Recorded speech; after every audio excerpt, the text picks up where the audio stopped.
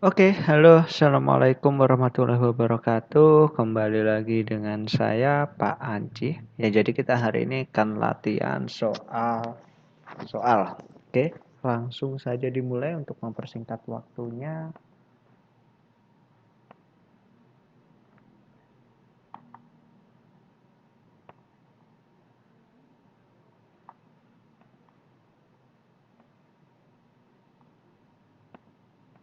Oke. Nomor satu, apabila kutub magnet didekatkan, maka pernyataan yang benar adalah, ya ini langsung saja pasti kalian sudah tahu kalau sama ya pasti akan tolak. Kalau berlawanan tarik seperti itu konsepnya. Nomor dua, apabila magnet di bawah ini dipotong tepat di bagian tengah, maka yang terjadi adalah, jadi kalau dipotong di bagian tengahnya itu yang terjadi seperti ini. Misal nih ya, yang biru itu kan selatan, ini di sini utara, di sini selatan. Dipotong tepat bagian tengah kan jadinya jadi dua gini. Oke ya, jadi dua. Nah, kalau jadi dua gini gimana Pak kemudian? Kalau jadi dua seperti ini berarti kutubnya tetap, maksudnya tetap gimana? Apakah yang ini selatan doang? Enggak. Jadi seperti ini. Nah, ini kebagi juga kutubnya. Ini juga utara, selatan. Jadi kalau awalnya itu utara di sebelah kanan sampai nanti ya sebelah kanan. Ini dipotong lagi Pak. Oke, misalkan ini dipotong lagi. Jadi seperti ini ya, ini dipotong lagi. Ini juga dipotong lagi. Jadi banyak jadinya nanti. Yang terjadi apa? Ya, jadi tetap ini kebagi dua lagi. Di sini utara, di sini selatan. Pokoknya utaranya sebelah kanannya. Sama ini, utara, selatan, juga utara, selatan. Seperti itu ya. Jadi dicek, dipilih mana jawabannya. Oke, lanjut. Next.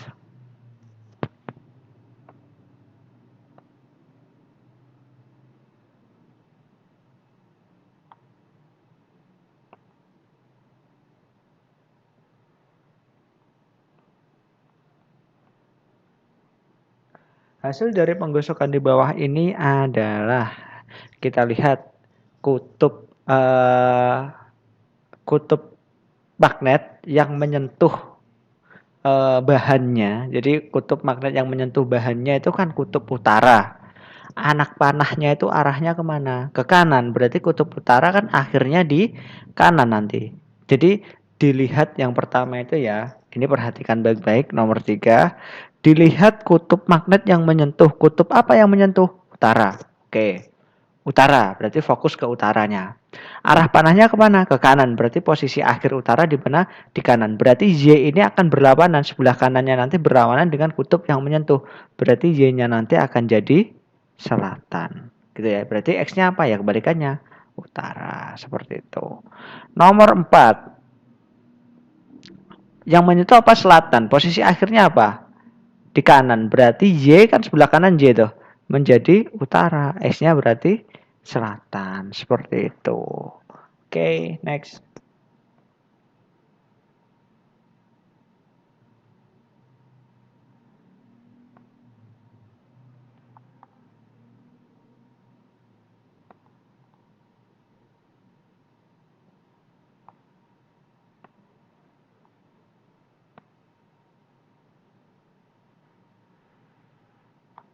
Oke ya.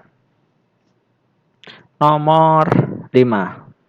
Saat batang besi AB didekatkan dengan batang PQ, timbul kutub-kutub magnet seperti pada gambar. Jika batang PQ merupakan magnet buatan, gambar di bawah ini yang menunjukkan proses pembuatan magnet PQ yang benar adalah, ya, saat batang besi AB didekatkan dengan batang PQ, timbul kutub-kutub magnet seperti pada gambar.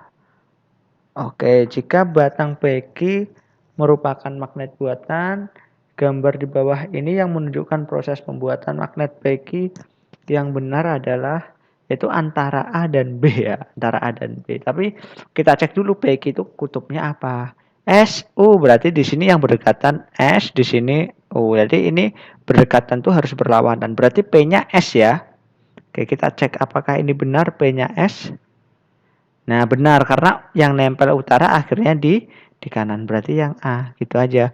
Yang ini, oh utara sebelah kiri berarti yang selatan adalah yang Q, seperti itu. Berarti ini utara, ini utara. Yang benar adalah yang A karena P itu selatan, seperti itu. Nomor 6 sekarang. Diketahui primer, jadi V primer adalah 220 volt. Kemudian jumlah liritan primer adalah 200. Kemudian V sekunder 1100. Kita cek yang ditanyakan apa sih? Jumlah lilitan sekunder berarti NS.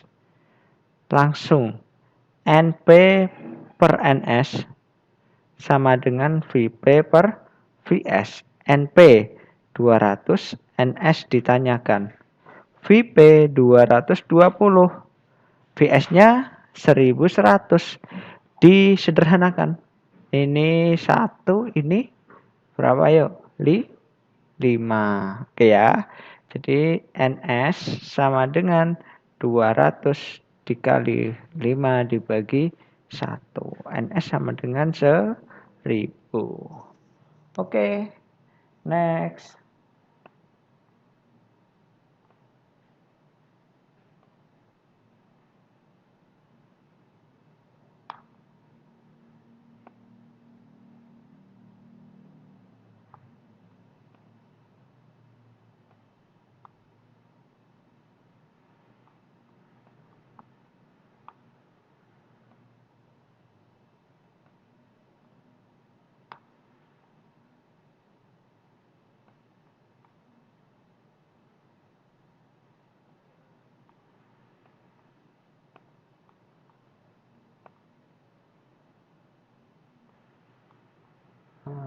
Ada gangguan.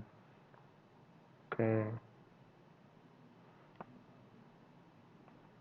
Tatanya gimana nih? Gini aja lah.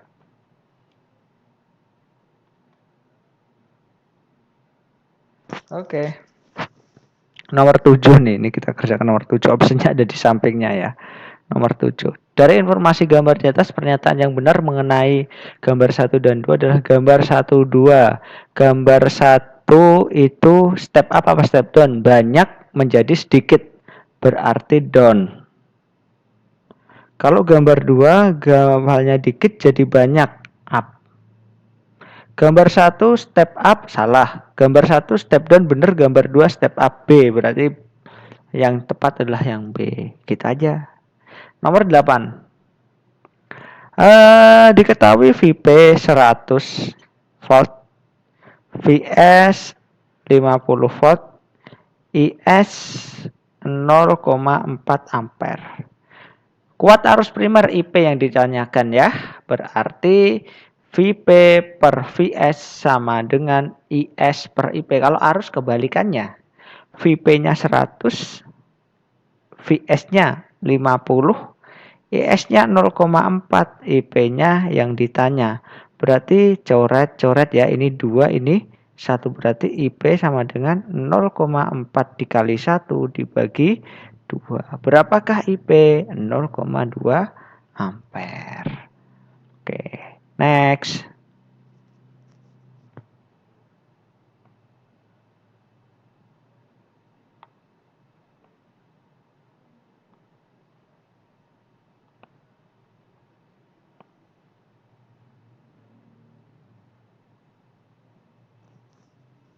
Oke.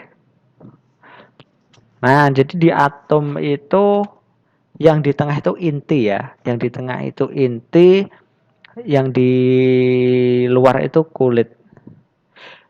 P itu jelas. Berarti nomor 9 itu P itu jelas. Jelas apa, Pak? Ya dia jelas elektron. Kenapa letaknya di kulit, di kulit. Jadi kalian tidak perlu bingung, itu kan gambarnya rancu yang tengah. Loh mana? Nggak ada yang tandanya plus sebenarnya. Yang tandanya plus ya yang hitam ini. Kenapa yang putih ini kan polos, berarti dia neutron. Tapi nggak usah terlalu dihiraukan. Karena yang penting kita tahu P itu elektron dan di optionnya yang depannya elektron kan cuma satu. P, Q, R berturut-turut berarti P elektron. Nah berarti langsung yang C. Q-nya apa berarti? Q-nya ya proton. R-nya apa? Neutron. Seperti itu. Oke.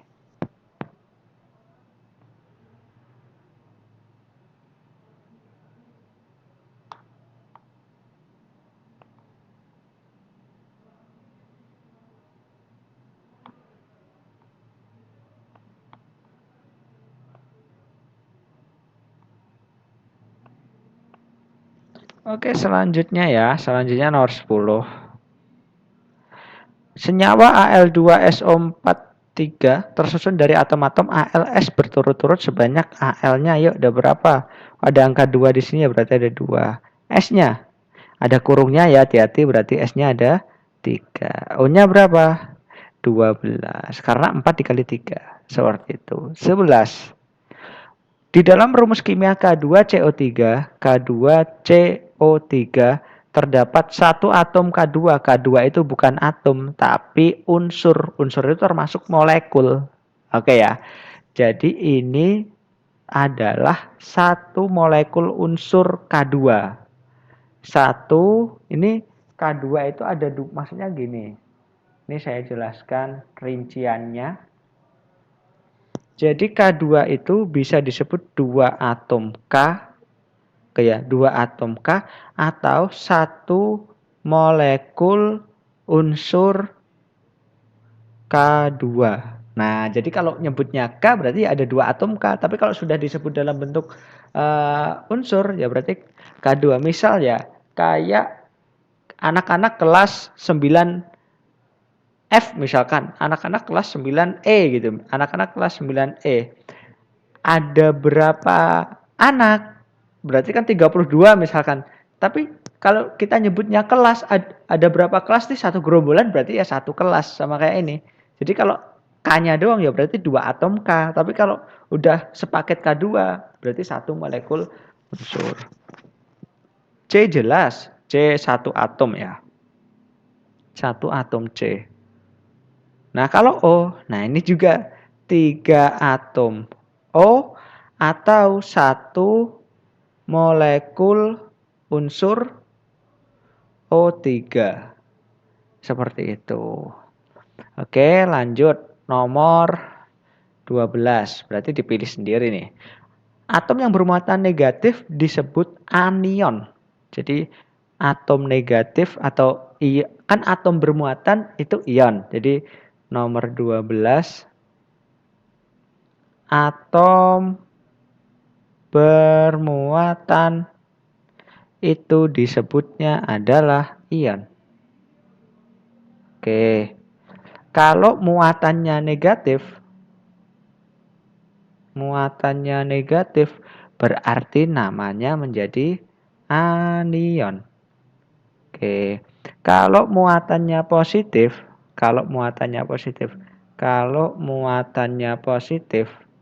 kita nyebutnya kation. Oke ya, jadi seperti itu. Atom negatif disebut anion, gitu saja. Lanjut nomor 13 sekarang.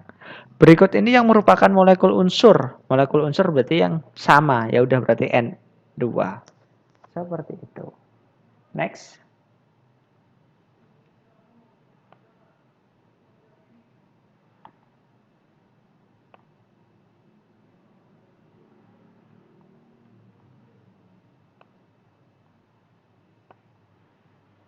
Nah, rumus kimia berikut yang merupakan kation. Kation tadi apa yang muatannya positif atau negatif? Kalau kation, kation positif. Oke. Unsur 14,7N dan N15,7 berbeda dalam jumlah.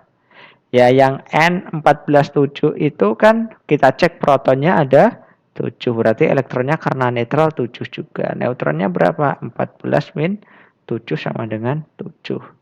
N yang 15, 7. Protonnya berapa? 7. Protonnya sama, berarti elektronnya 7 juga. Neutronnya berapa? 15 min 7, 8. Yang berbeda apa? Neutron. Oke, terima kasih atas perhatiannya. Jika ada salah kata, mohon maaf. Nanti kalau ada pertanyaan, langsung WA saya atau di Google Classroom. Oke, wassalamualaikum warahmatullahi wabarakatuh.